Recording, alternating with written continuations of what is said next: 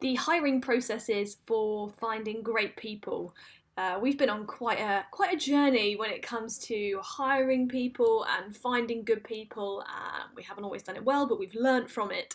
And I feel that one of the biggest things that I wish I'd done better earlier, and what I would pass on forwards in terms of advice would be getting really specific in the job spec of the person that you're wanting to hire, particularly if you're thinking it's one of your first ever hires.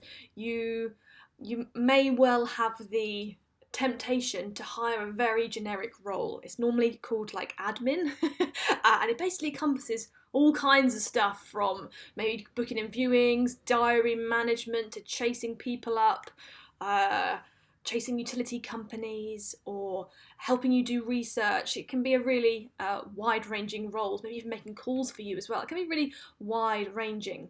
And the downsides with going down this kind of route is that if you hire for a very generic role, if you're not careful, you might get someone who's a bit of a what's it called, a jack of all trades and a master of none.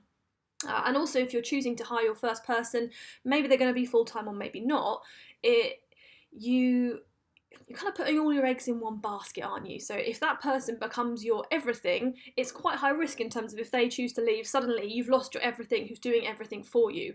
Rather than saying, okay, what are the different roles that I need help with, and hiring people for those different roles, even if it might mean that you're not therefore hiring multiple full-time people, there might be more multiple part-time roles. So, for example, if you need someone to help with your social media or marketing, you may want to have a specific sort of like marketing assistant type role that's purely helping with that. And they're not also helping you with chasing up utility companies and making calls or booking in your diary. And especially if you're wanting someone who is more creative in terms of bigger picture marketing plans, they're going to be a very different person from the sort of person who's going to drive your diary for you.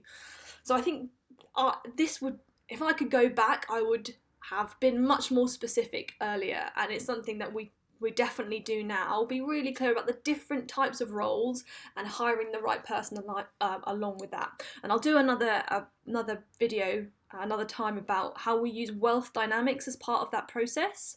So what I would say is, for one, be really specific about what the job spec is, and the clearer you can be in your spec in terms of what that role will be required to do, the better it comes across to potential candidates, because you want to get the best people.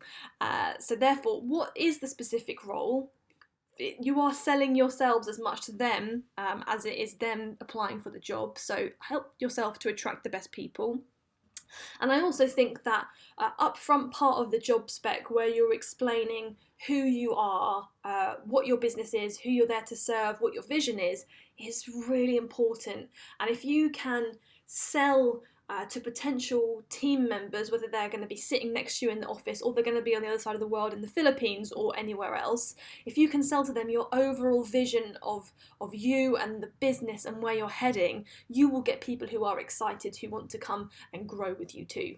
So make it really specific in terms of what is the actual role. And remember, when you're writing that job spec, you are as much selling yourself to the candidates as it is them applying to your business, because you don't just want any people, you want the best possible people in that role, and particularly people who want to come and work with you and grow with you as well.